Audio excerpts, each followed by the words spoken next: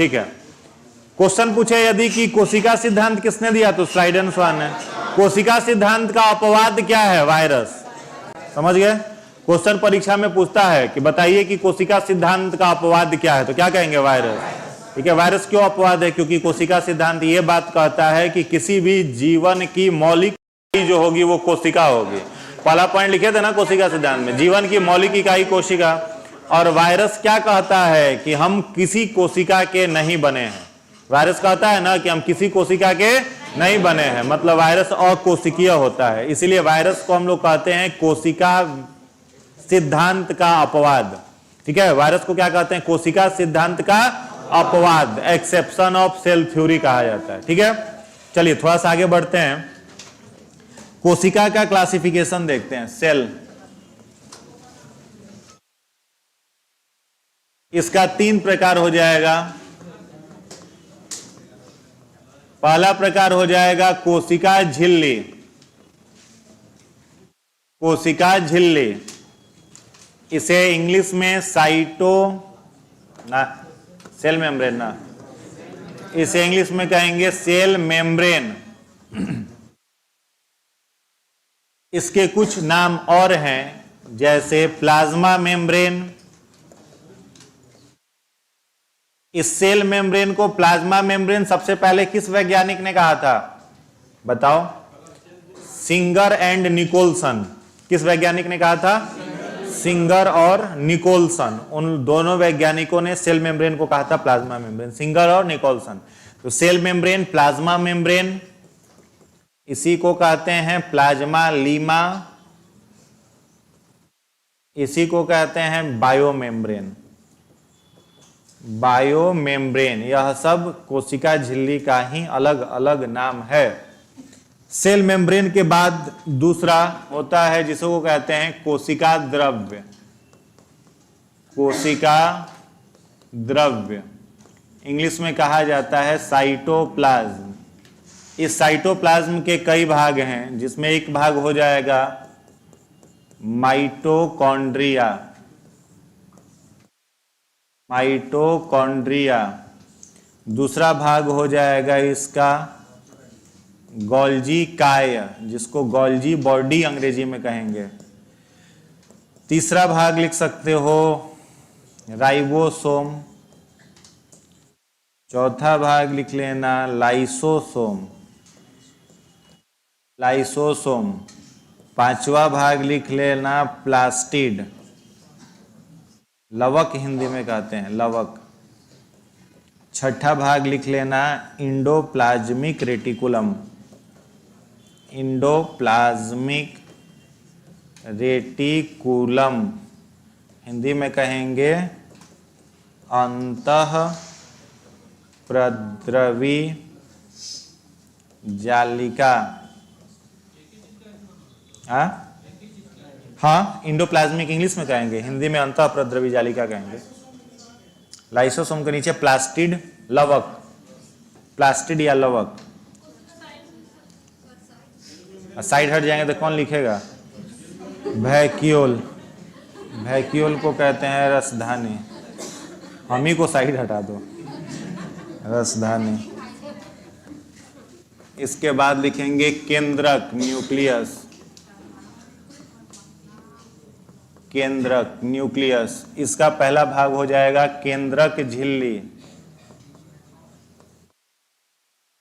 केंद्रक झिल्ली, इंग्लिश में कहेंगे न्यूक्लियर मेम्ब्रेन। Nuclear membrane. दूसरा लिखिएगा केंद्रक द्रव्य, न्यूक्लियोप्लाज्म। और तीसरा लिखना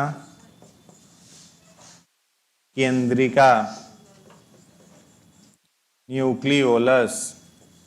इसके 2 भाग हो जाएगा, डीएनए और आरएनए।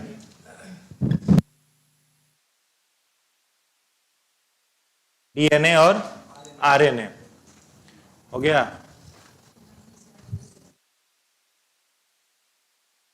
और नीचे डीएनए और आरएनए। ठीक है, चलिए लिख लिए।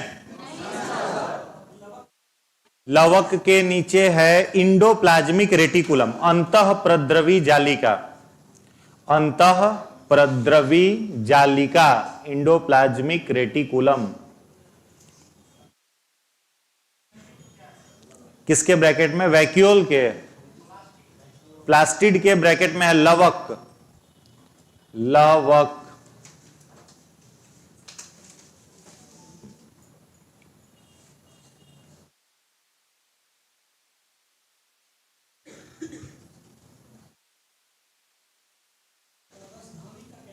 Vacuole, VACUOLE, vacuole.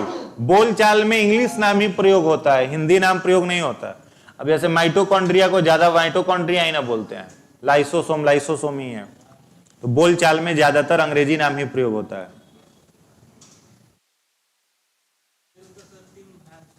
3 भाग है। पहला भाग कोशिका झिल्ली, दूसरा भाग कोशिका द्रव्य, तीसरा भाग केंद्रक।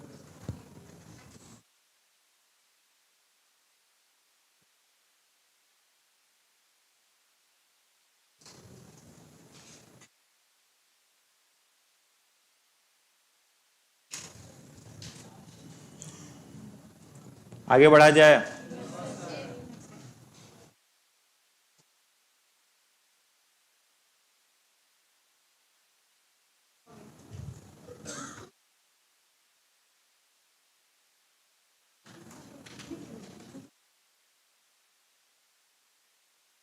लिख लिए। देखिए, किसी भी सेल में 3 कंपोनेंट का होना जरूरी है। जैसे कोई परमाणु है, एटम, एटम में हम कहें कि इलेक्ट्रॉन, प्रोटॉन और न्यूट्रॉन, ये 3 चीजें होती हैं, होता है ना। अब एटम के अंदर से इलेक्ट्रॉन गायब हो जाए तो वो एटम कहलाएगा? नहीं कहलाएगा। तो सेल के अंदर में ये 3 चीजें होनी चाहिए, कोशिका झिल्ली, कोशिका द्रव्य और केंद्रक। तीनों में से एक भी अनुपस्थित हुआ वो सेल नहीं कहलाएगा। ठीक है। वायरस के सेल में अगर आपको याद होगा तो पहला लेक्चर में हमने आपको बताया था कि वायरस के सेल में क्या नहीं पाया जाता। बताओ, वायरस के सेल में क्या नहीं पाया जाता? कोशिका द्रव्य नहीं पाया जाता, इसीलिए वायरस क्या है? मृत है। तो किसी भी सेल में ये 3 चीजें जरूर होनी ही होनी चाहिए। इनमें से कोई एक एब्सेंट हो सकता है। जैसे अगर बात करा जाए जंतु का, तो जंतु की कोशिका में प्लास्टिड होता है? नहीं होता है। ठीक है, लेकिन कोई अंतर नहीं, जंतु जीवित है। जंतु की कोशिका में वैक्यूल बहुत छोटे होते हैं या किसी जीव में नहीं भी होते हैं, तो वैक्यूल भी इंपॉर्टेंट नहीं है। लेकिन ये 3 चीज इंपॉर्टेंट है जो कि प्रत्येक कोशिका में होना ही होना चाहिए। इनमें से कोई एक अनुपस्थित भी रहे तो कोई ज्यादा फर्क, कोई ज्यादा मतलब नहीं पड़ता। ठीक है, तो 3 चीज होना चाहिए। कोशिका का सबसे बाहरी भाग क्या कहलाता है? कोशिका झिल्ली। कोशिका में केंद्रक और इस कोशिका झिल्ली के बीच क्या पाया जाता है? कोशिका द्रव्य। और ये सब कोशिका द्रव्य के भाग हैं, सब कोशिका द्रव्य के पार्ट हैं। ठीक है, उसके बाद क्या होता है? न्यूक्लियस, केंद्रक। केंद्रक के कितने भाग? 3। केंद्रक का सबसे बाहरी भाग केंद्रक झिल्ली। केंद्रक झिल्ली के अंदर आएंगे तो केंद्रक द्रव्य, केंद्रक द्रव्य के अंदर आएंगे तो केंद्रिका, न्यूक्लियोलस आएगा। ठीक है, तो पहला हेडिंग बनाएंगे कोशिका भित्ति। पहला हेडिंग बनाना कोशिका भित्ति, सेल वॉल। अब कहोगे कि आपने इसके बारे में लिखवाया नहीं, इसलिए नहीं लिखवाए कि यह सभी कोशिका में नहीं पाया जाता। कोशिका भित्ति, अंग्रेजी में कहते हैं इसको सेल वॉल। ठीक है, ये सभी कोशिका में नहीं पाया जाता, इसलिए मैंने इसके बारे में नहीं लिखवाया। दूसरा कारण, ये इकलौता कोशिका का भाग होता है जो मृत होता है, डेड होता है, इसलिए नहीं लिखवाया। बाद बाकी सारे कोशिकाएं कैसे होते हैं? जीवित। और ये कैसा होता है? डेड होता है। तो चलिए पहला पॉइंट लिखेंगे,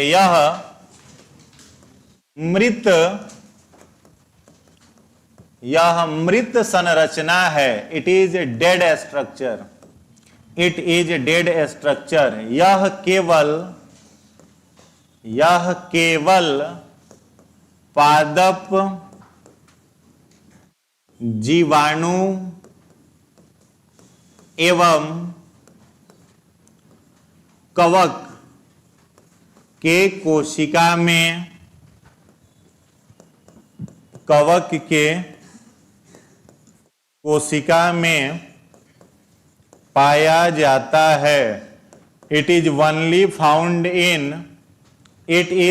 फाउंड इन प्लांट बैक्टीरियल एवं and plant bacterial and fungal cell. Fungal cell, अगला पॉइंट लिखिएगा, यह बहुशर्करा पॉलीसेकेराइड, बहुशर्करा पॉलीसेकेराइड का बना होता है। It is formed by polysaccharide carbohydrate. It is formed by polysaccharide carbohydrate. अगला पॉइंट लिखेंगे, पादप कोशिका, ऐसे लिखना, पादप कोशिका भित्ति, पादप कोशिका भित्ति, डैश दे करके लिखना सेलुलोज। पादप कोशिका भित्ति, डैश दे करके लिखिएगा सेलुलोज। बी में लिखिएगा जीवाणु कोशिका भित्ति, इंग्लिश वाले लोग लिखना प्लांट सेल वाल, सेलुलोज। दूसरा लिखना जीवाणु कोशिका भित्ति, bacterial cell wall, bacterial cell wall लिखना पेप्टिडो ग्लाइकेन, पेप्टिडो ग्लाइकेन। और तीसरा लिखना कवक कोशिका भित्ति यानी fungal cell wall, fungal cell wall लिखिएगा काइटिन। इसको चिटिन मत पढ़िएगा, काइटिन लिख देते हैं, तो चिटिन चिटिन पता चला पढ़ रहे हैं, काइटिन। हो गया। नोट में एक पॉइंट लिखेंगे,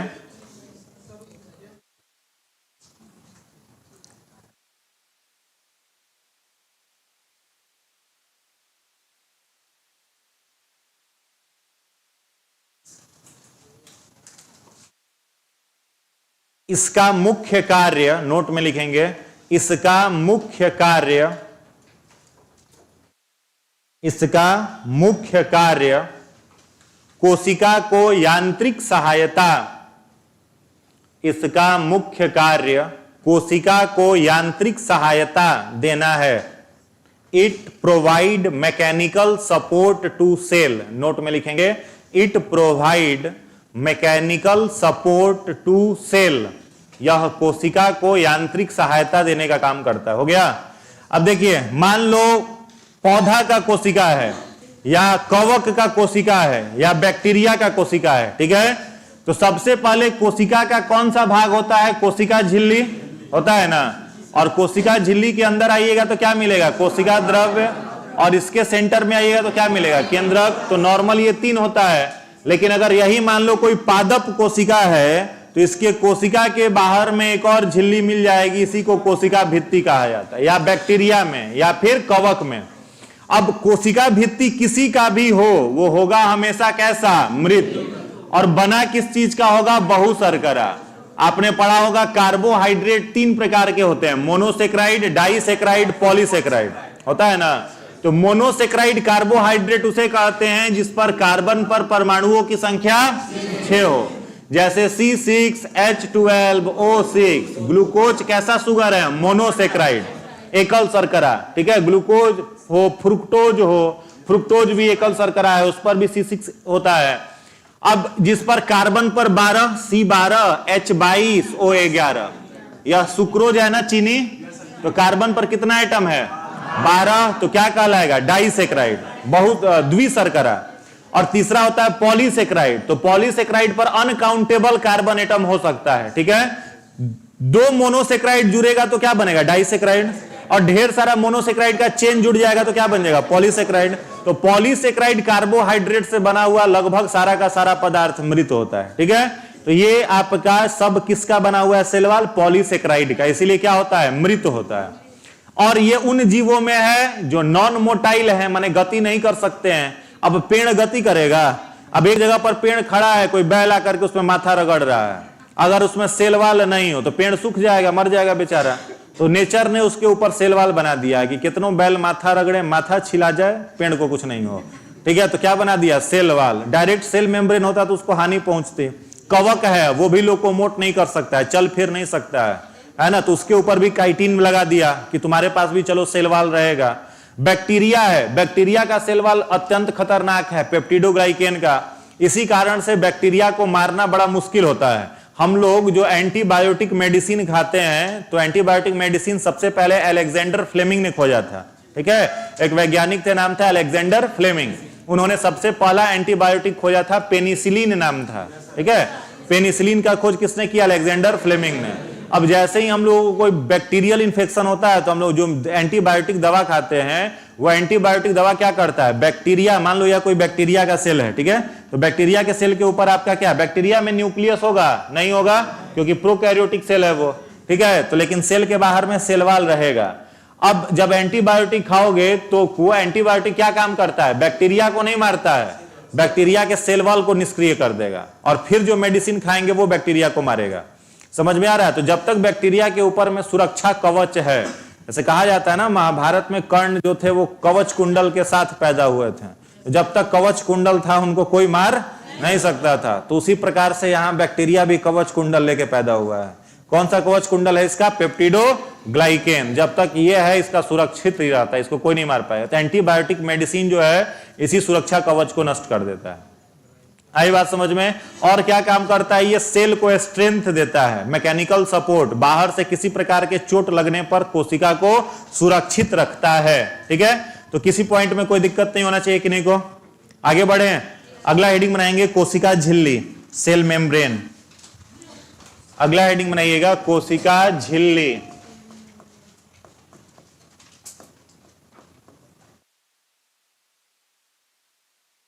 कोशिका झिल्ली, सेल मेम्ब्रेन, सेल मेम्ब्रेन, कोशिका झिल्ली। इसमें डैश देकर के लिखिएगा, यह प्रोटीन तथा लिपिड का बना होता है। It is formed by protein and lipid. Lipid का बना होता है। It is formed by protein and lipid. Bracket में लिख लेना lipoprotein. It is formed by protein and lipid, bracket में लिखना लाइपोप्रोटीन। दूसरा पॉइंट इसमें लिखिएगा, इसे अर्धपारगम्य, इसे अर्धपारगम्य, सेमी परमिएबल, सेमी परमिएबल या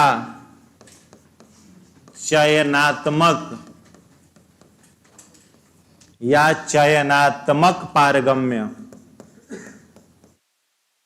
ब्रैकेट में लिखिएगा सेलेक्टिवली परमिएबल, सेलेक्टिवली परमिएबल झिल्ली कहते हैं। It is also called semi permeable, it is also called semi permeable और selectively permeable membrane, semi permeable और सेलेक्टिवली परमिएबल मेम्ब्रेन। अगला पॉइंट लिखिएगा,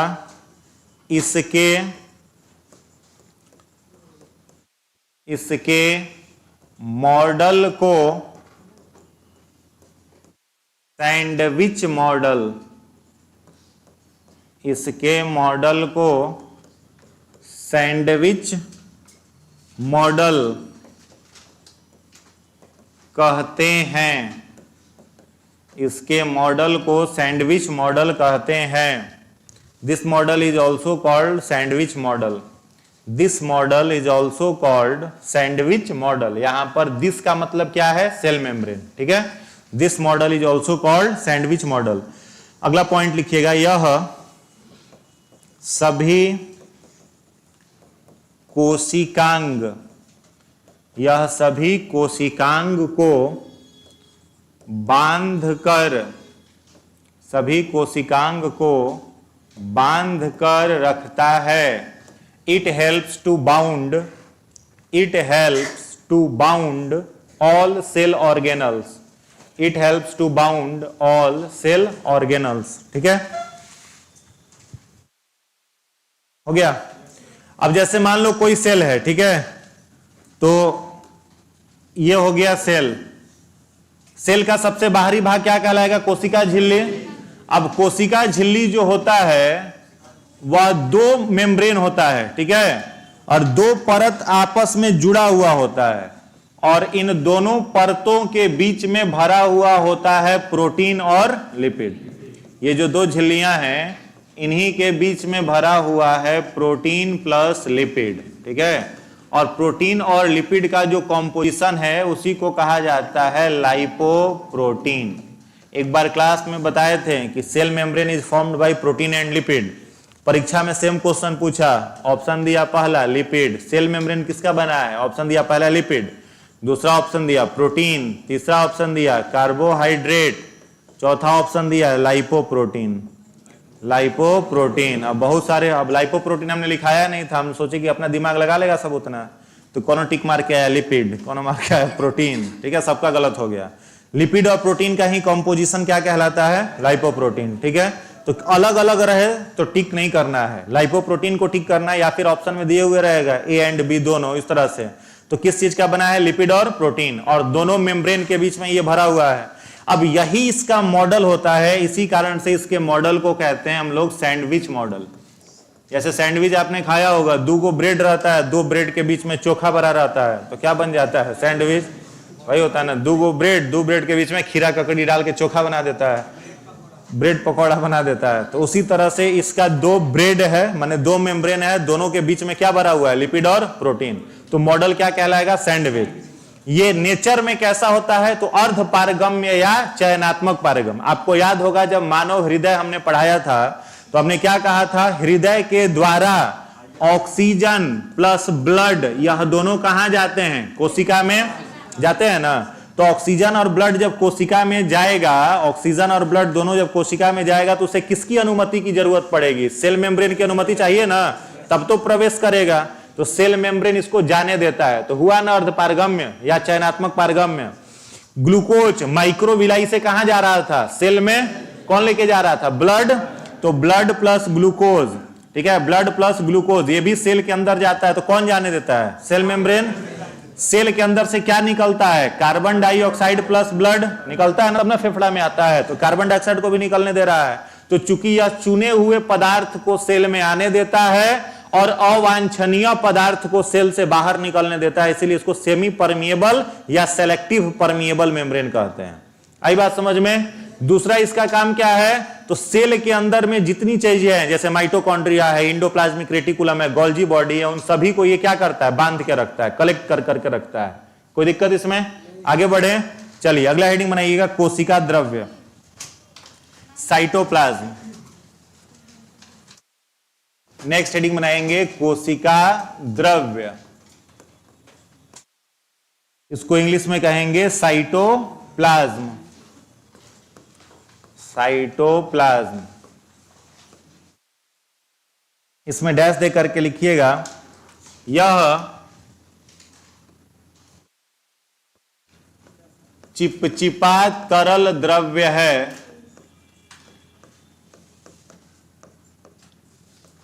it is jelly like viscous fluid.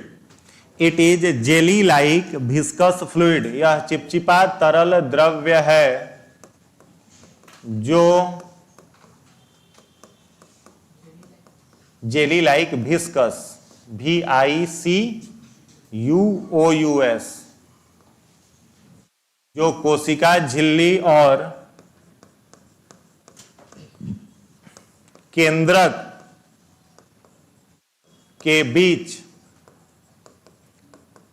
पाया जाता है। It is jelly like viscous fluid present between the, it is jelly like viscous fluid present between the cytoplasm and nucleus, present between the cytoplasm and nucleus। अगला point लिखिएगा, यह कोशिका के आकार को, यह कोशिका के आकार को नियंत्रित, कोशिका के आकार को नियंत्रित रखता है। It maintain the shape of cell, it maintain the shape of cell. अगला पॉइंट लिखिएगा, यह उपापचयी पदार्थ, यह उपापचयी पदार्थों के वितरण का कार्य करता है।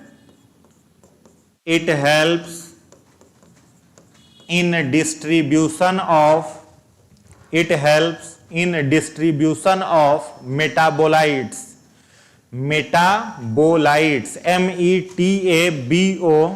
METABOLITES, metabolites. अब इसको देखिए, ये क्या हो गया आपका, कोशिका झिल्ली, कोशिका झिल्ली में कोशिका द्रव्य और ये न्यूक्लियस। तो हम लोग बात किसकी कर रहे हैं, कोशिका द्रव्य की। किसकी कर रहे हैं, कोशिका द्रव्य की। तो ये कोशिका द्रव्य कैसा पदार्थ है, चिपचिपा तरल पदार्थ है। कहां पर है, कोशिका झिल्ली और केंद्रक के बीच में है। ठीक है, ये काम क्या करेगा, तो पहला काम है इसका सेल के शेप को मेंटेन रखना। अब जैसे हम लोगों की त्वचा है, इसको दबाएं ऐसे फिर छोड़ें, वैसे ही आकार में हो गया ना। अगर ये साइटोप्लाज्म नहीं रहता तो ऐसे दबाते तो पिचकले रह जाता, फुलवे नहीं करता, समझ गया। तो सेल के शेप को यह क्या करता है, मेंटेन करता है। दूसरा काम क्या करेगा, तो अभी हमने कहा कि सेल मेम्ब्रेन ऑक्सीजन को तो सेल में जाने देगा, सेल मेम्ब्रेन ग्लूकोज को तो सेल में जाने देगा। सेल के अंदर, साइटोप्लाज्म के अंदर माइटोकॉन्ड्रिया है, वो क्या बनाएगा, एटीपी। तो सेल के अंदर जो ऑक्सीजन गया, उस ऑक्सीजन की जरूरत सेल के सारे पार्ट्स को है ना, माइटोकॉन्ड्रिया, एंडोप्लाज्मिक रेट सभी को है। तो कौन पहुंचाएगा इस ऑक्सीजन को सभी तक, साइटोप्लाज्म पहुंचाएगा। माइटोकॉन्ड्रिया बनाया एटीपी, तो एटीपी का जरूरत खाली माइटोकॉन्ड्रिया को है, सभी को है। तो कौन सबको पहुंचाएगा, साइटोप्लाज्म पहुंचाएगा। कार्बन डाइऑक्साइड सेल से बाहर निकलेगा, तो सभी में से खींच के कौन निकालेगा, साइटोप्लाज्म निकालेगा। तो डिस्ट्रीब्यूशन ऑफ मेटाबोलाइट्स, उपापचयी पदार्थों के वितरण का कार्य कौन करेगा, साइटोप्लाज्म करेगा। तो दो काम इसका याद रखना है, पहला काम कोशिका के आकार को नियंत्रित करना, दूसरा उपापचयी पदार्थों के वितरण का कार्य करता है। क्लियर है, चलिए अगला हेडिंग बनाइएगा, अंतःप्रद्रवी जालिका, इंडोप्लाज्मिक रेटिकुलम। अंतःप्रद्रवी जालिका, इंडोप्लाज्मिक, इंग्लिश नाम भी जरूर लिखना है हिंदी वाले लोग, इंडोप्लाज्मिक रेटिकुलम, अंतःप्रद्रवी जालिका। इसमें डैश दे करके लिखेंगे, डैश दे करके लिखिएगा, यह दोहरी झिल्ली युक्त, यह दोहरी झिल्ली युक्त छड़नुमा, छड़नुमा संरचना है। It is A double membranous rod shape structure, it is A double membranous rod shape structure.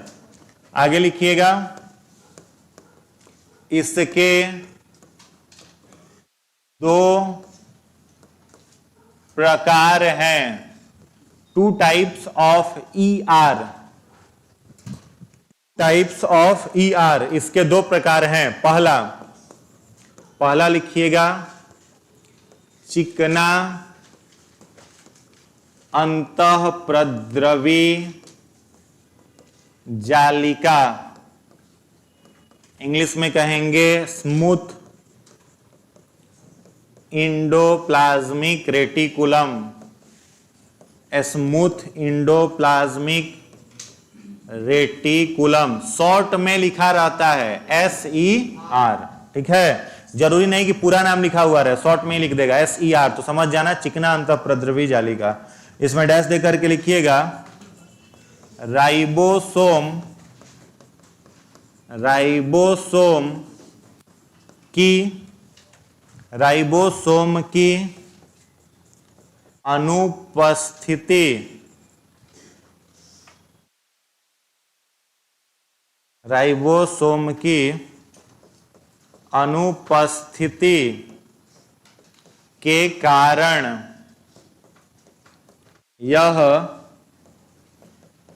चिकना दिखाई देता है। ड्यू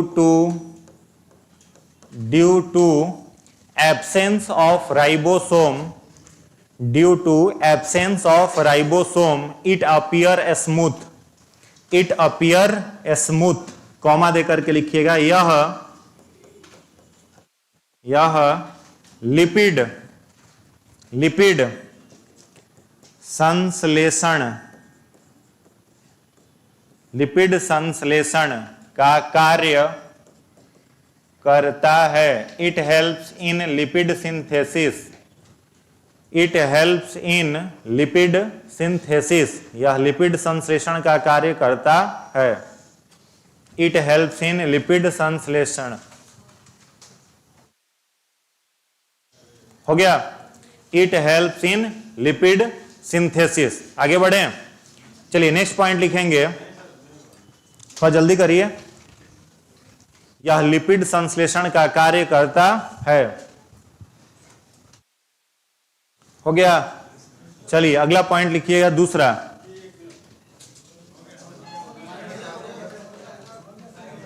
हम बोल करके भी लिख रहे हैं तो साथ में क्यों नहीं लिख रहे हैं आप लोग? हम लिख भी रहे हैं, बोल भी रहे हैं, तो बोलने के साथ साथ लिखिए हिंदी वाले लोग। इतना स्लो लिखिएगा और इंग्लिश हिंदी दोनों में करना है हमको, तो कैसे हो पाएगा? अरे भाई तो पहले लिखोगे तब ना बताएंगे, बीचे में तुमको बताने लगे हैं। दूसरा लिखो, खुरदरा अंतःप्रद्रवी, खुरदरा अंतःप्रद्रवी जालिका, इसको कहते हैं रफ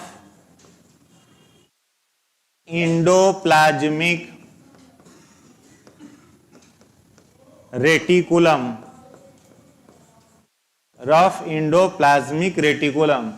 कॉलेज में नहीं पढ़ने का यही ड्रॉबैक होता है। कॉलेज में पढ़िएगा तो लेक्चरर प्रोफेसर बोल बोल के ऐसे नहीं लिखवाता है। वो लेक्चर दे रहा है, बीच में नोट करना है, नोट करिए तो घरे जाइए, ठीक है, ये होता है। तब तो वहां पर पढ़िएगा तब तक कुछ नहीं लिखिएगा, कॉपी पता चला खाली कॉपी का, खाली कॉपी ही आ गया।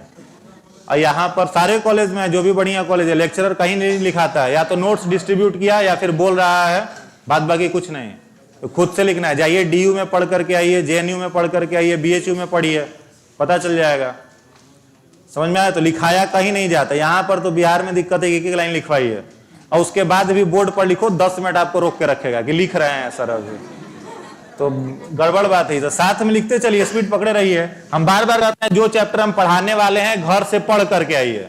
एक बार किताब से पढ़ करके आइएगा, शब्द सुना हुआ रहेगा तो जल्दी लिखिएगा। तो पहला बार आकर के हम ही से पढ़ते हैं, घर से पढ़ करके आना नहीं है। तो घर से एक बार बार बार करते, जो किताब है लूसेंट सभी के पास है, लूसेंट से ही पढ़ के आओ। और यहाँ पर पढ़ाएंगे तो शब्द, अब यहाँ खुरदरा लिखा हुआ पगलाया है कि कौन सी आ गया नया चीज, अंतःप्रद्रवी ये कहां से आ गया। तो घर से पढ़ करके आइएगा तो आसान रहेगा पढ़ना। चलिए इसमें लिखिएगा राइबोसोम, इसमें लिखिए राइबोसोम की उपस्थिति के कारण, राइबोसोम की उपस्थिति के कारण, ER शॉर्ट में लिख दिए, इंडोप्लाज्मिक रेटिकुलम। राइबोसोम की उपस्थिति के कारण ER का एक किनारा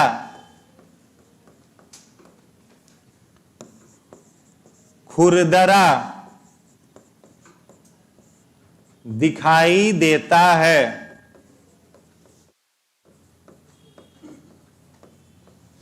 यह प्रोटीन संश्लेषण, यह प्रोटीन संश्लेषण का कार्य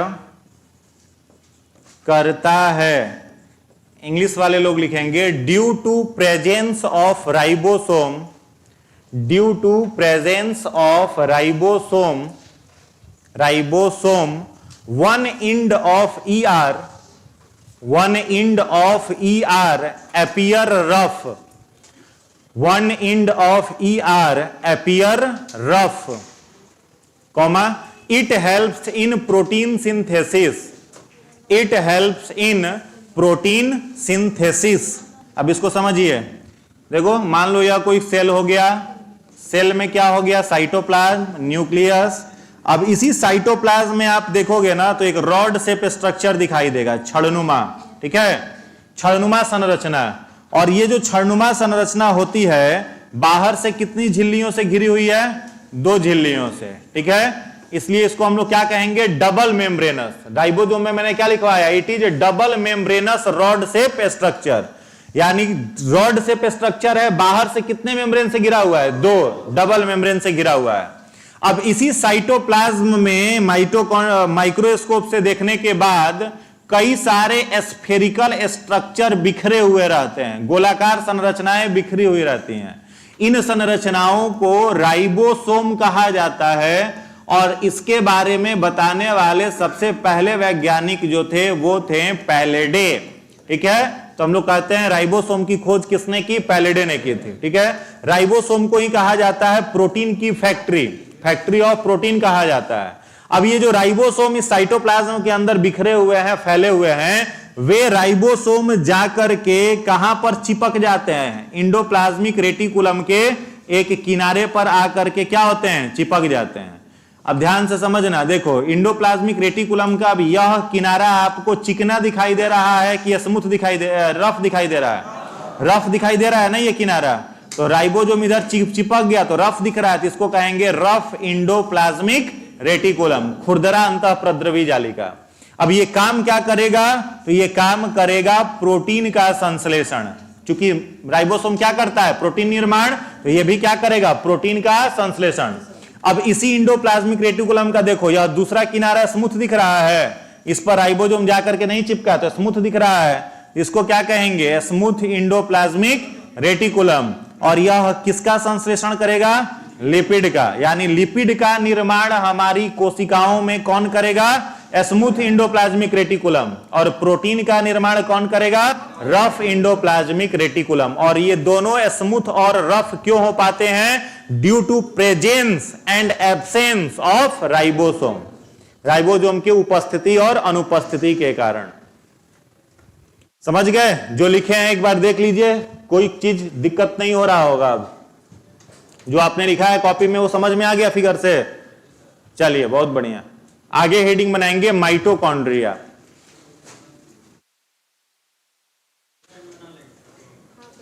हाँ बना लीजिए, अगर याद रखने में आसानी हो फिगर से तो बना लीजिए।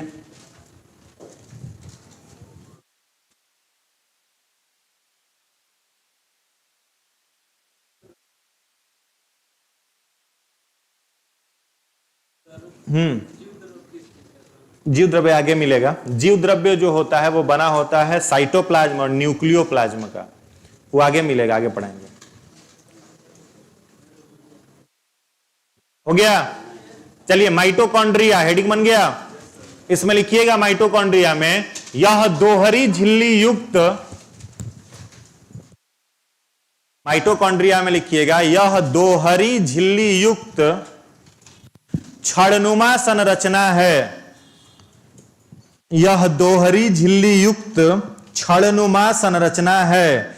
It is double membranous, it is double membranous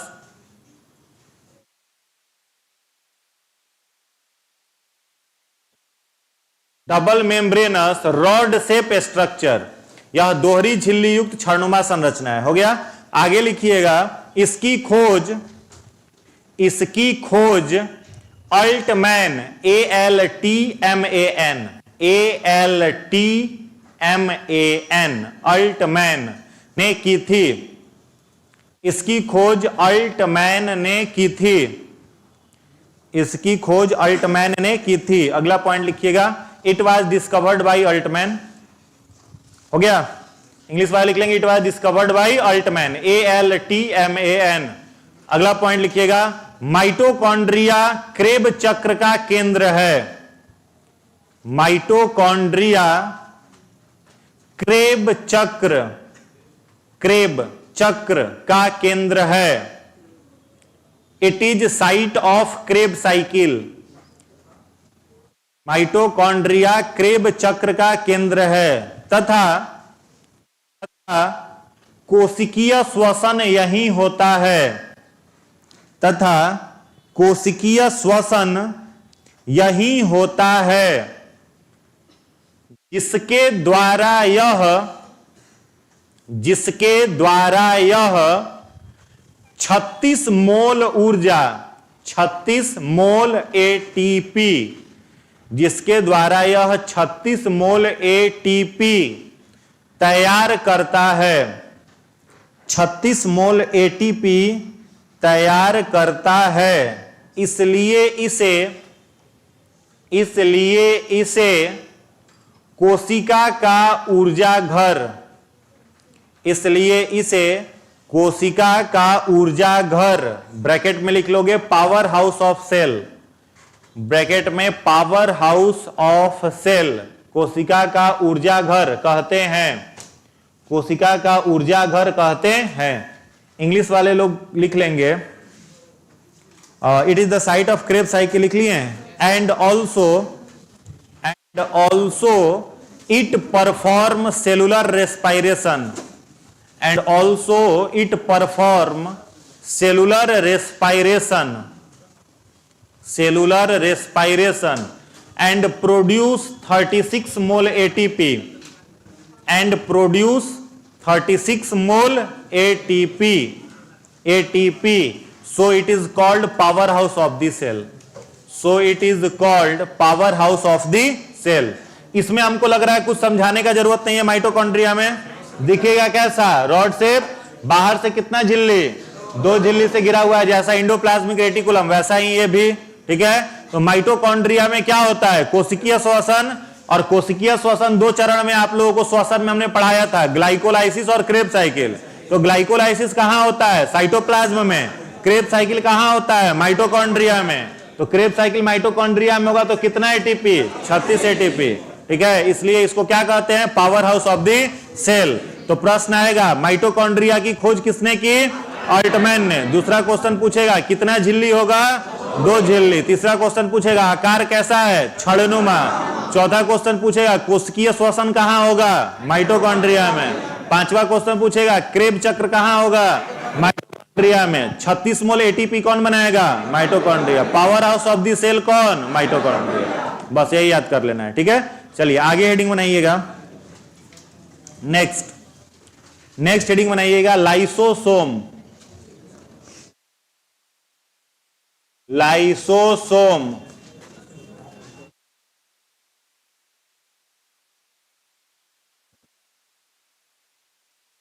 S दे करके लिखिएगा। इसकी खोज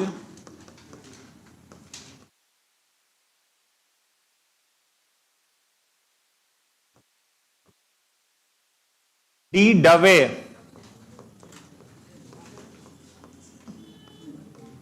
ने की थी।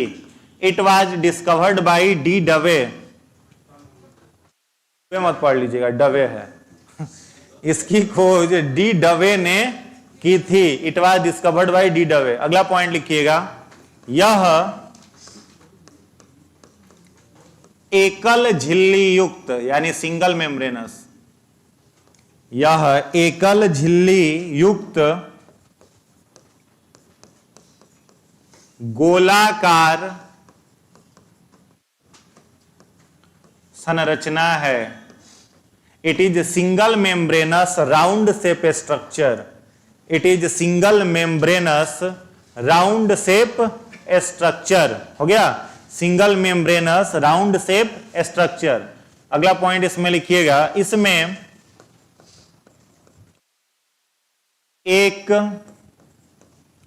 प्रबल, इसमें एक प्रबल एंजाइम, प्रबल एंजाइम एसिड हाइड्रोलेज या हाइड्रोलाइटिक एंजाइम पाया जाता है, जो नष्ट होने के बाद अपनी ही कोशिका को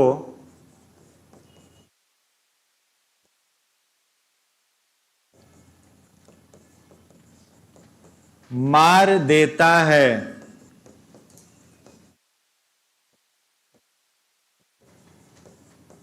इसलिए इसे कोशिका की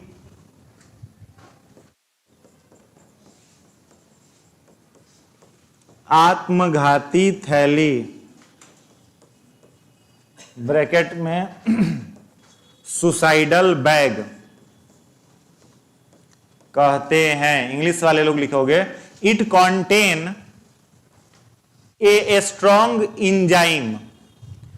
it contain a strong enzyme. Enzyme bracket में लिखना, ब्रैकेट में मत लिखना। It contain a strong enzyme acid hydrolase, acid hydrolase और हाइड्रोलाइटिक इंजाइम, और hydrolytic enzyme which decompose their own cell organelle, which decompose their own cell organelle after mechanical injuries, decompose their own cell organelles after mechanical injuries। हो गया? so it is called suicidal bag of cell। so it is called suicidal bag of cell. ठीक है, अब देखिए ये हो गया आपका सेल, इसी में हो गया साइटोप्लाज्म, और साइटोप्लाज्म में यहां सेंटर पर न्यूक्लियस है, और साइटोप्लाज्म में ही राउंड शेप स्ट्रक्चर ढेर सारा है, पूरा फैला हुआ है बहुत सारा, और यह सबका सब बाहर से कितने झिल्ली से घिरा हुआ है? सिंगल, सब एक मेम्ब्रेन से घिरा हुआ है। देखो क्वेश्चन कैसे कैसे बनता है। एक तो क्वेश्चन एग्जाम में पूछेगा कि बताइए सेल के अंदर में, किसी सेल के अंदर में डबल मेम्ब्रेन कितने हैं। ठीक है, तो डबल मेम्ब्रेन का नाम पूछे तो एक याद हो गया, कौन? माइटोकॉन्ड्रिया। ठीक है, दूसरा याद कर लेना है क्या? इंडोप्लाज्मिक रेटिकुलम, और एक तीसरा याद कर लेना है न्यूक्लियस। ठीक है, यह तीन कैसे होते हैं? डबल मेम्ब्रेनस, दो झिल्ली से घिरा हुआ होता है। इसका कैसे होगा? कलर वाइट कर देते हैं, इस पेन में यही इसका फॉन्ट है। ठीक है, तो माइटोकॉन्ड्रिया पहला, यह कैसा होगा? Double membrane. इंडोप्लाज्मिक रेटिकुलम कैसा? Double membrane. न्यूक्लियस कैसा? Double membrane. अब इन तीन को छोड़ दो तो बाद बाकी सब कैसा? सिंगल मेम्ब्रेन, याद रहेगा। और एक सेल ऑर्गेनल होता है जो मेम्ब्रेन लेस होता है। मेम्ब्रेन लेस का मतलब क्या? झिल्ली रहित, जिसमें कोई झिल्ली नहीं है। तो झिल्ली रहित केवल एक ही है, कौन? राइबोसोम, याद रहेगा। झिल्ली रहित कौन? केवल राइबोसोम। अब इसके बाद जो भी बचा सब एक झिल्ली वाला, सिंगल मेम्ब्रेनस रहेगा। तो आपका ये जो है लाइसोसोम जो है वो कैसा है? Single membranes. कहां फैला हुआ है? कोशिका द्रव्य में। ठीक है, और इसी के अंदर में एक स्ट्रॉन्ग प्रोटीन भरा हुआ है। इसके पूरा अंदर में एक स्ट्रॉन्ग प्रोटीन जो है वो पैक्ड है, भरा हुआ है।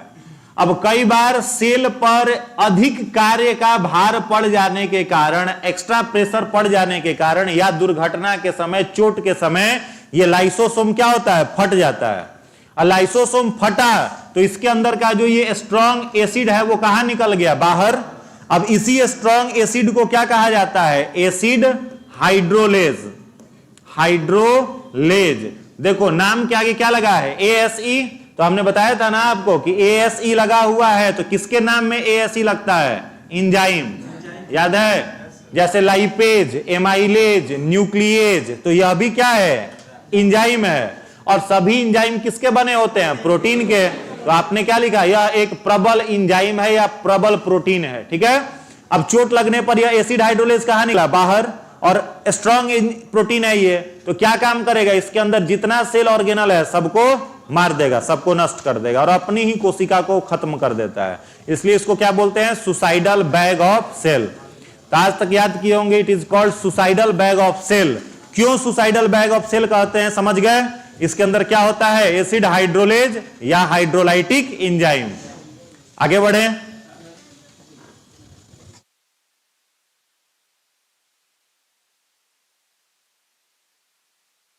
अगला हेडिंग रहेगा राइबोसोम। नेक्स्ट पॉइंट रहेगा राइबोसोम। राइबोसोम, हाँ बोलिए।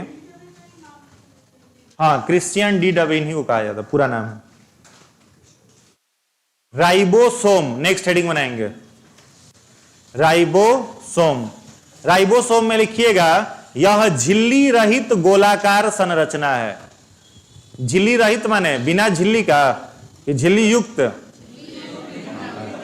रहित माने ये मत सोचना रहेगा, रहित माने नहीं रहेगा, कंफ्यूजन हो जाता है। झिल्ली रहित माने नहीं रहेगा। यह झिल्ली रहित गोलाकार संरचना है। It is membraneless round shape structure. It is membraneless round shape structure. यह झिल्ली रहित गोलाकार संरचना है। अगला पॉइंट लिखिएगा, इसकी खोज पैलेडे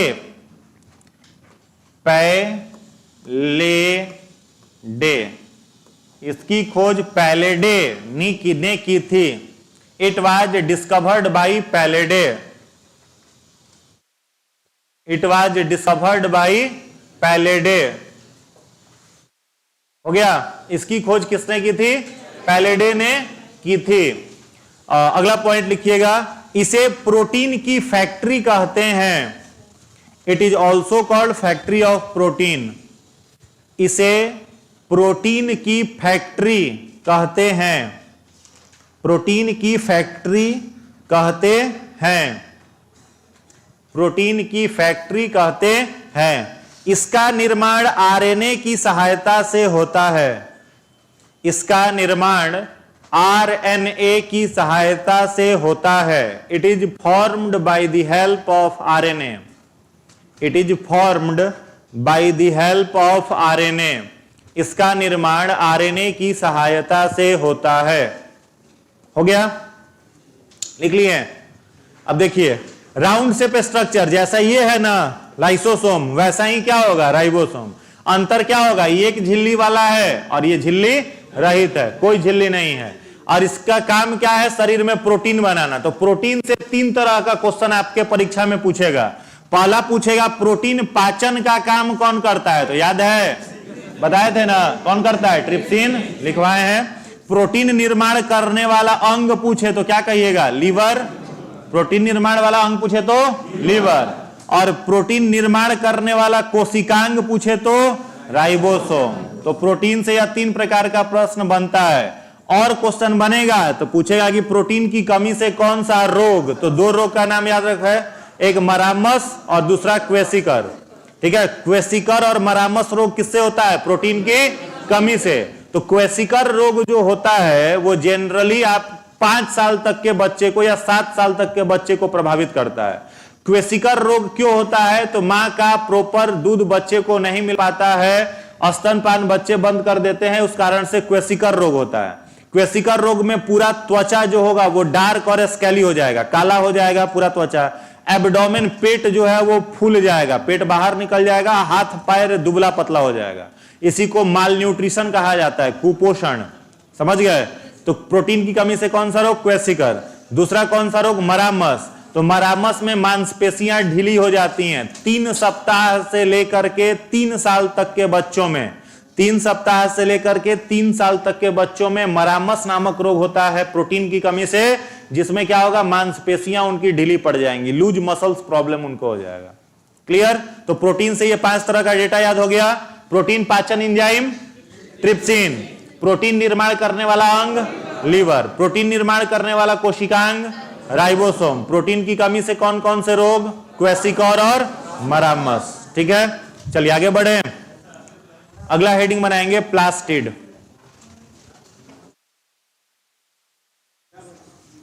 प्लास्टिड लवक। अगला हेडिंग बनाइएगा प्लास्टिड लवक। राइबोसोम प्रोटीन निर्माण करने वाला कोशिकांग, प्रोटीन निर्माण करने वाला कोशिकांग। हेडिंग बनाएंगे लवक, प्लास्टिड बन गया। प्लास्टिड, प्लास्टिड डैश देकर के लिखिएगा। यह केवल, लवक में लिखेंगे, यह केवल पादप कोशिका में पाई जाती है। यह केवल पादप कोशिका में पाई जाती है। It is only found in plant cell. It is only found in plant cell. यह केवल पादप कोशिका में पाई जाती है। दूसरा पॉइंट लिखिएगा इसमें, इसके 3 प्रकार हैं। इसके 3 प्रकार हैं। 3 types of plastid are. 3 types of plastid are. इसके 3 प्रकार हैं। पहला लिखिएगा हरित लवक। पहला लिखेंगे हरित लवक, इंग्लिश में कहते हैं क्लोरोप्लास्ट। पहला लिखिएगा हरित लवक, क्लोरोप्लास्ट। इसमें डैश देकर के लिखिएगा, यह प्रकाश संश्लेषण में मदद करता है। यह प्रकाश संश्लेषण में मदद करता है, कॉमा, इसमें क्लोरोफिल भरा होता है। इसमें क्लोरोफिल भरा होता है। क्लोरोफिल भरा होता है जो मैग्नीशियम की सहायता से, जो मैग्नीशियम की सहायता से सूर्य के प्रकाश का अवशोषण करता है। इंग्लिश वाले लोग लिखेंगे, it helps in photosynthesis. It helps in photosynthesis, comma, it contain chlorophyll. It contain chlorophyll. It contain chlorophyll. Bracket में लिखेंगे magnesium, magnesium, comma, it helps in absorption of sunlight. It helps in absorption of sunlight. Example में लिख लीजिएगा, उदाहरण में पत्ता, leaf. उदाहरण में लिख लेंगे पत्ता, लीफ। पाया कहां जाता है? पत्ता में, लीफ में। दूसरा लिखिएगा वर्णी लवक। दूसरा लिखेंगे वर्णी लवक, इंग्लिश में कहते हैं क्रोमोप्लास्ट। वर्णी लवक, वर्णी लवक, क्रोमोप्लास्ट। डैश देकर के लिखिएगा, ये रंगीन लवक होते हैं। These are colourful plastid. ये रंगीन लवक होते हैं। दीज आर कलरफुल प्लास्टिड, रंगीन लवक होते हैं। अगला पॉइंट, ये लाल, पीला एवं नारंगी रंग में पाए जाते हैं। ये लाल, पीला एवं नारंगी रंग में पाए जाते हैं। It is found in red, yellow and pink, orange, sorry, red, yellow and orange in colour. Red, yellow, orange in colour हो गया। लाल, पीला और नारंगी रंग में पाए जाते हैं। अगला पॉइंट लिखिएगा, फूल एवं फलों का रंग इन्हीं के कारण होता है। फूल एवं फलों का रंग इन्हीं के कारण होता है। The colour present in flower and fruits, the colour present in flower and fruits is due to chromoplast, is due to chromoplast। ठीक है। और तीसरा लिखेंगे अवर्णी लवक। तीसरा लिखिएगा अवर्णी लवक, इसको कहते हैं ल्यूकोप्लास्ट। ल्यूकोप्लास्ट, अवर्णी लवक, ल्यूकोप्लास्ट हो गया। डैश देकर के लिखिएगा, ये रंगहीन होते हैं। These are colourless. ये रंगहीन होते हैं, दीज आर कलरलेस। अगला पॉइंट लिखेंगे, ये कार्बोहाइड्रेट का संचय करते हैं, ये कार्बोहाइड्रेट का संचय करते हैं। इट स्टोर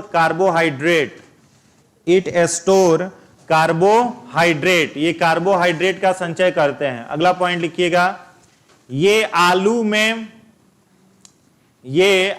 में तथा बीज के भीतरी भाग में पाए जाते हैं, ये आलू में तथा बीज के भीतरी भाग में पाए जाते हैं। These are found in potato and seed। हो गया। तो देखो, प्लास्टिड केवल किस में मिलेगा आपको? पौधों में, ठीक है। जंतु में प्लास्टिड होगा? केवल पौधा में। कितना प्रकार का? 3। अब यह मिलेगा आपको पत्ता में, लीफ में। इसी कारण से पत्तों का रंग कैसा होता है? हरा, ठीक है। इसको कहते हैं क्लोरोप्लास्ट। क्लोरोप्लास्ट में क्या भरा हुआ रहता है? क्लोरोफिल। क्लोरोप्लास्ट में भरा रहता है क्लोरोफिल, और क्लोरोफिल में होता है मैग्नीशियम, एटॉमिक नंबर 12, ठीक है। क्या होता है? 12, मैग्नीशियम। अब इसी मैग्नीशियम के कारण क्लोरोफिल क्या करता है? सूर्य के प्रकाश को अवशोषित करता है। तो पूछेगा कि कौन सा लवक प्रकाश संश्लेषण में मदद करेगा, तो क्या कहेंगे? क्लोरोप्लास्ट मदद करता है। अब कुछ ऐसे पौधे हैं जिनमें पत्ता ही नहीं है। अब आप जाइएगा, जो पौधे आपके रेगिस्तान में है तो उनका पत्ता स्पाइन में बदल गया है, कांटा में। जो डेजर्ट एरिया में पौधे होते हैं, जेरोफाइटिक प्लांट जिनको कहते हैं, उनमें पत्ता की जगह क्या होता है? कांटा। तो उनके कांटा में ही क्लोरोप्लास्ट है, ठीक है। और वे उस कांटे की सहायता से ही प्रकाश संश्लेषण कर लेंगे, और तना में क्लोरोप्लास्ट है, ठीक है।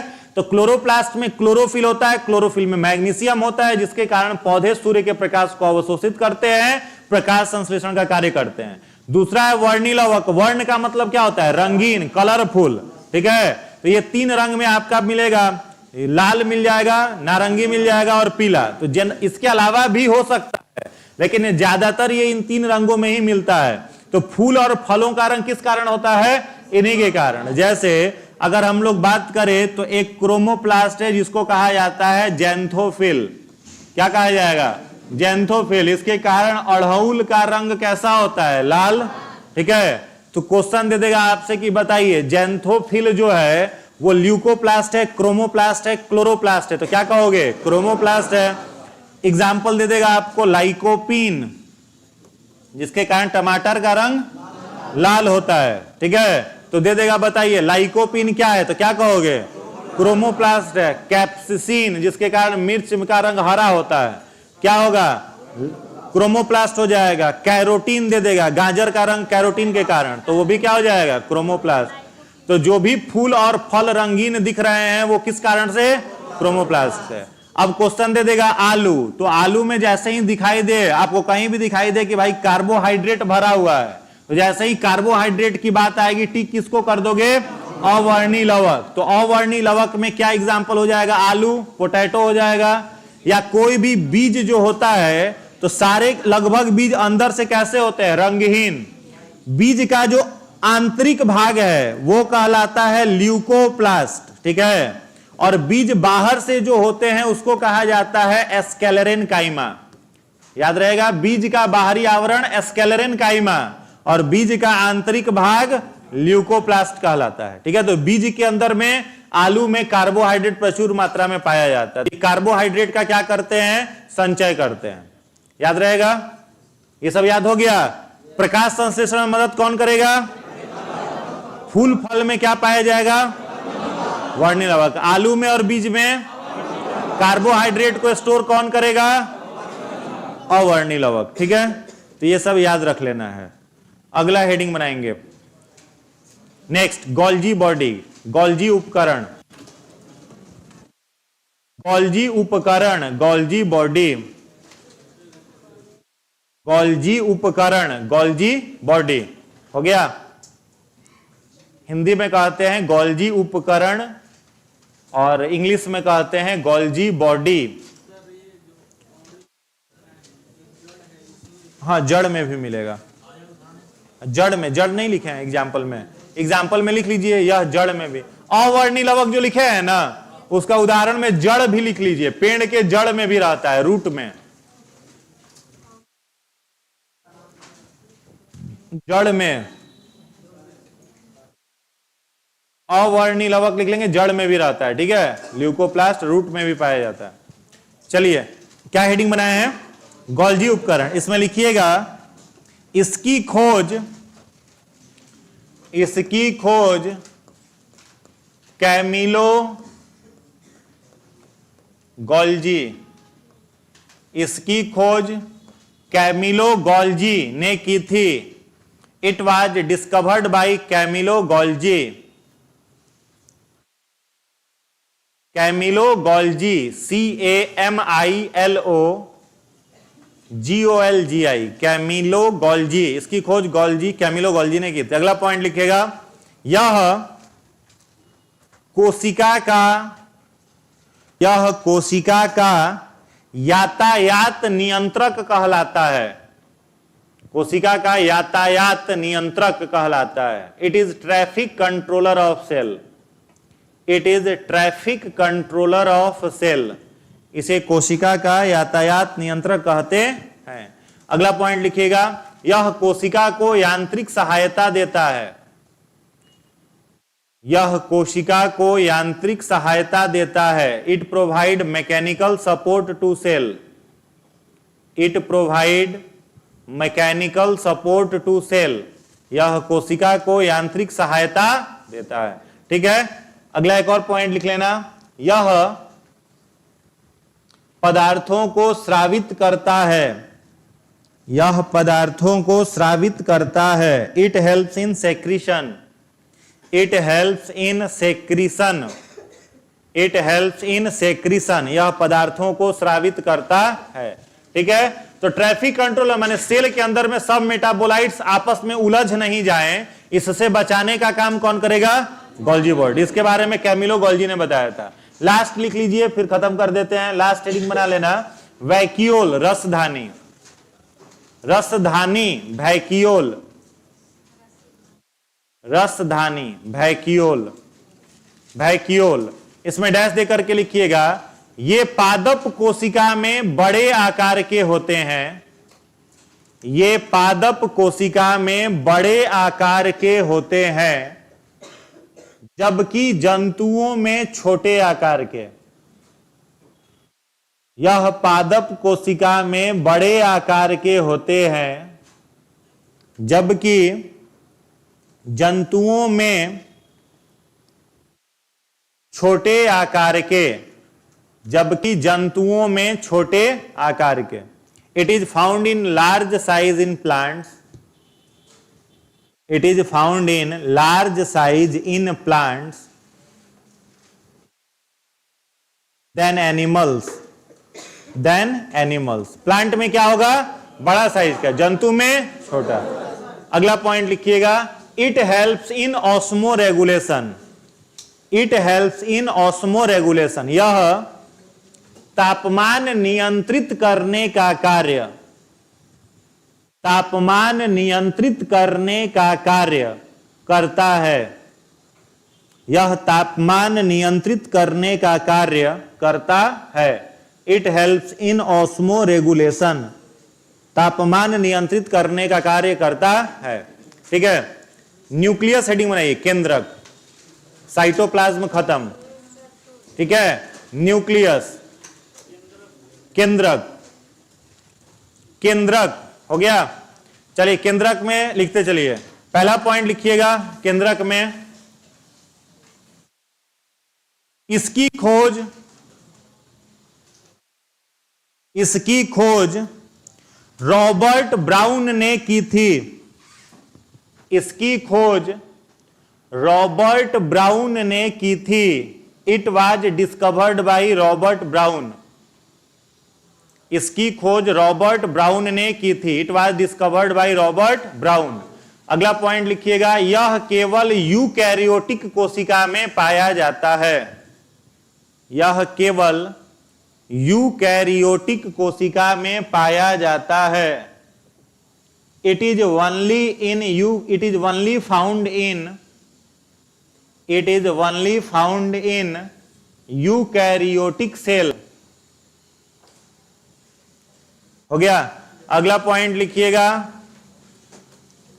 नेक्स्ट पॉइंट लिखेंगे, इसे कोशिका का मस्तिष्क एवं नियंत्रण कक्ष कहा जाता है। It is also called brain of cell, it is also called brain of cell and control room of cell, अगला पॉइंट, यह दोहरी झिल्ली युक्त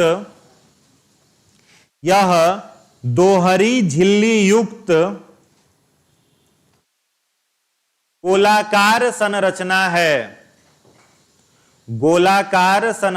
है जो जंतु कोशिका के मध्य में एवं पादप कोशिका में केंद्र से किनारे होता है। पादप कोशिका में केंद्र से माने सेंटर से किनारे, पादप कोशिका में केंद्र से किनारे होता है। It is double membranous dense structure, it is a double membranous dense structure located at the center of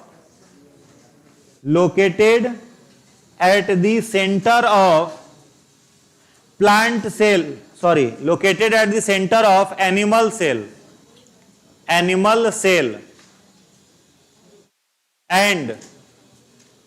beside the center in plant cell,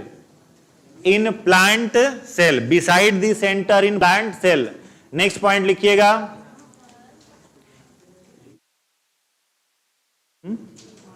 Hindi में एक बार और, यह दोहरी झिल्ली युक्त गोलाकार संरचना है जो जंतु कोशिका के मध्य में और एवं पादप कोशिका में केंद्र से किनारे होता है। अगला पॉइंट लिखिएगा, इसके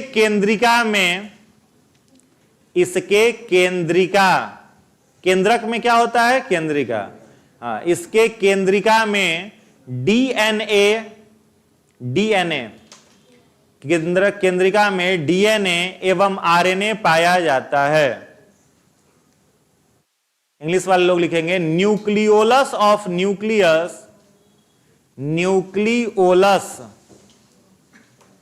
न्यूक्लियोलस, लास्ट में OLUS लगा देंगे। Nucleolus of nucleus contain DNA and RNA। अगला पॉइंट लिखिएगा, डीएनए की द्विकुंडलित संरचना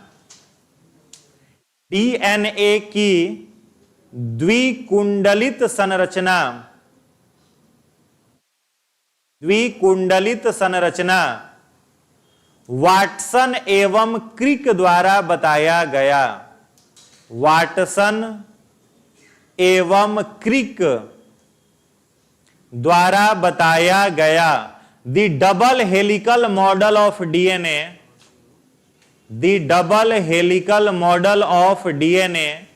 was given by Watson and Crick, WATSON, WATSON and Crick, CRICK। अगला पॉइंट लिखिएगा, डीएनए में histone protein, HISTONE,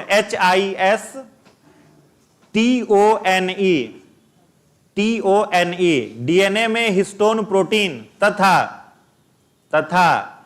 deoxyribose sugar,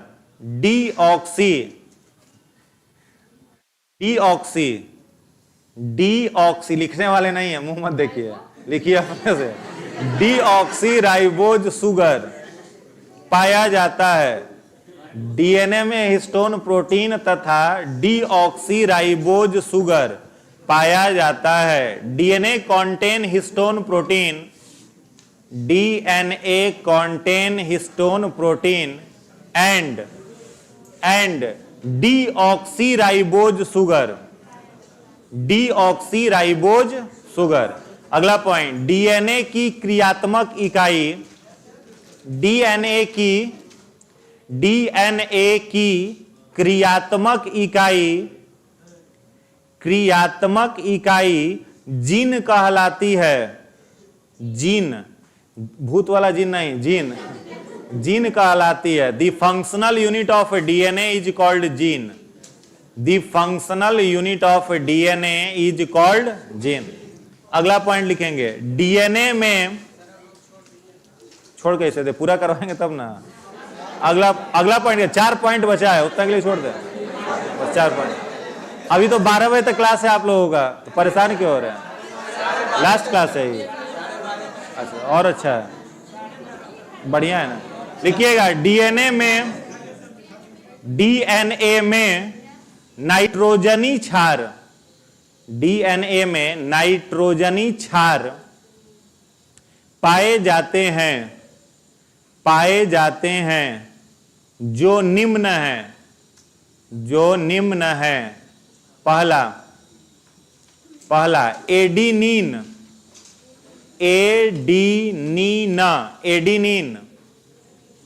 adenine, दूसरा गुआनिन, GUANINE,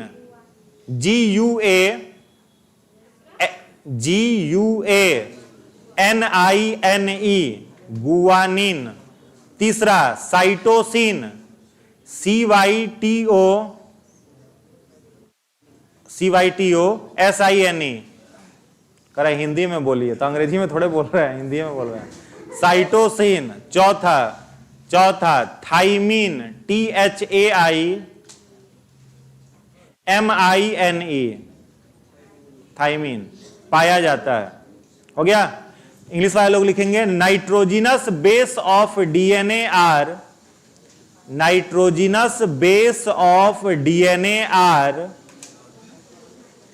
एडिनिन,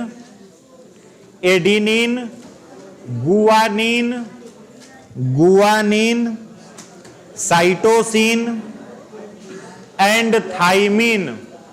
अगला point, DNA को, हाँ इसी का अगला पॉइंट है, डीएनए को ब्लूप्रिंट ऑफ लाइफ,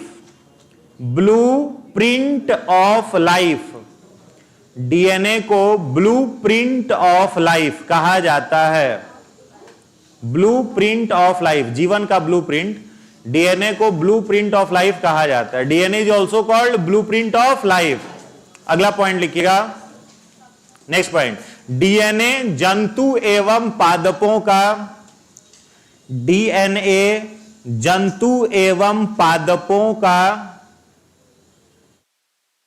आनुवांशिक पदार्थ है। DNA is genetic material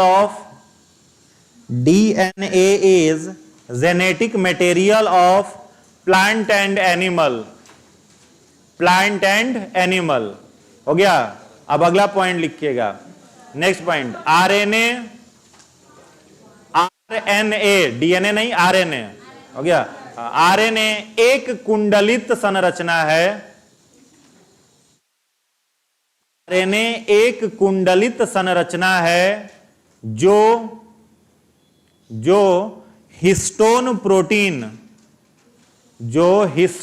protein एवं राइबोज शर्करा का बना होता है। RNA is single stranded structure, RNA is single stranded structure formed by histone protein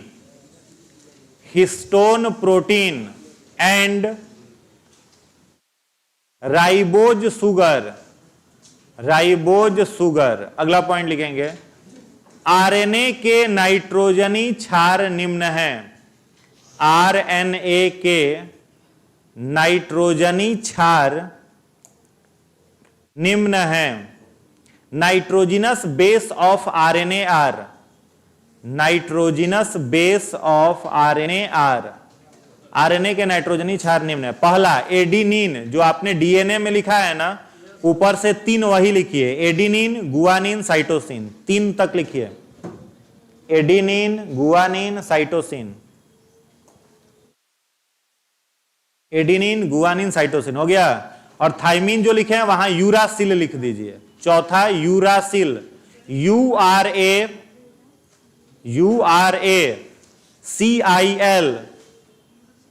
uracil नाम है क्षार का। सिल, यूरासिल हो गया। चलिए अगला पॉइंट लिखेंगे last, RNA retrovirus, RNA retrovirus, retrovirus, retrovirus bracket में लिखिएगा HIV comma TMV, tobacco Mosaic virus, पहले तो जिक्र किया था हमने। HIV, TMV एवं इन्फ्लुएंजा, HIV, TMV एवं इन्फ्लुएंजा, इन्फ्लुएंजा ब्रैकेट बंद। हाँ, इन्फ्लुएंजा का आनुवांशिक पदार्थ है, का आनुवांशिक पदार्थ है। ठीक है, अब इसको फटाफट समझ लो। देखो डीएनए जो होता है वो कैसा होता है, द्विकुंडलित, यानी इस तरह से 2 थ्रेड लाइक स्ट्रक्चर होते हैं। ठीक है, तो ये कैसा दिख रहा है, द्विकुंडलित दिख रहा है। इसी को डबल हेलिकल मॉडल कहते हैं। इस मॉडल के बारे में 3 वैज्ञानिकों ने बताया था। पहले वैज्ञानिक कौन थे, विल्किंसन, दूसरे वैज्ञानिक कौन थे, वाटसन, और तीसरे वैज्ञानिक कौन थे, क्रिक। इन तीनों ने मिलकर के क्या बताया था, डीएनए का डबल स्टैंडर्ड मॉडल। नाम केवल हम लोग याद रखते हैं किसका, वाटसन और क्रिक का। अब ये पूरा जो डीएनए बना हुआ है वो किस प्रोटीन का बना है, हिस्टोन प्रोटीन का। और डीएनए में अगर पूछ दिया जाए शुगर तो क्या कहोगे, डीऑक्सीराइबोज शुगर। ठीक है, और डीएनए में पूछ दिया जाए कौन सा एसिड पाया जाता है तो क्या कहोगे, न्यूक्लिक एसिड। डीएनए में कौन सा अम्ल होता है, न्यूक्लिक एसिड। ठीक है, अब डीएनए का हर एक कट क्रियात्मक इकाई कहलाता है और इसको बायोलॉजिकल टर्म में क्या कहते हैं, जीन कहते हैं। और इस जीन से ही बनता है क्या, क्रोमोसोम। जीन से क्या बना, क्रोमोसोम, जो पेयर में रहता है, जिसको गुणसूत्र हिंदी में कहते हैं। और इसी क्रोमोसोम के ऊपर गुण बैठे रहते हैं, कैरेक्टर, जैसे हम लोगों के आंखों का रंग, बाल का रंग, त्वचा का रंग, हाइट, कोई बीमारी है तो वो सब इस पर बैठा रहता है। तो जो गुण इस पर बैठा रहता है उस गुण को कहा जाता है एलील। क्या कहा जाता है, एलील। और यही क्रोमोसोम एक से दूसरी पीढ़ी में गुण अथवा दोष को लेकर के जाता है। इसलिए डीएनए को क्या कहते हैं, अनुवांशिक पदार्थ। हर पीढ़ी का इंफॉर्मेशन, जैसे पता करना हो कि हमसे 4 साल पहले की पीढ़ी हमारी किस व्यवहार की थी, तो हम लोगों के डीएनए से पता किया जा सकता है, क्योंकि उनका सारा कैरेक्टर हम लोगों में है। ठीक है, इसीलिए डीएनए को क्या कहते हैं, ब्लूप्रिंट ऑफ लाइफ, जीवन का ब्लूप्रिंट कहते हैं। इस डीएनए में 4 नाइट्रोजन पाए जाते हैं, 4 नाइट्रोजन के क्षार पाए जाते हैं, जिसमें पहला कौन सा है, एडेनिन, दूसरा कौन सा, गुआनिन, तीसरा कौन सा, साइटोसिन, चौथा क्या, थाइमिन। ठीक है, और यहीं पर जो आरएनए है वह कैसा होता है, सिंगल स्ट्रैंडेड, एक धागा जैसी संरचना। और इसमें जो नाइट्रोजिनस बेस पाया जाएगा वो क्या होगा, एडेनिन, गुआनिन, साइटोसिन और यूरासिल। समझ गए। अब ये आरएनए किसका अनुवांशिक पदार्थ है, रेट्रोवायरस फैमिली का, और डीएनए किसका है, हम सभी का है। तो किसी पॉइंट में कोई दिक्कत नहीं ना। चलिए, तो सेल खत्म, इसको बढ़िया से रिवाइज कर लेना है। अगले क्लास में टिश्यू हम लोग पढ़ेंगे, उत तक।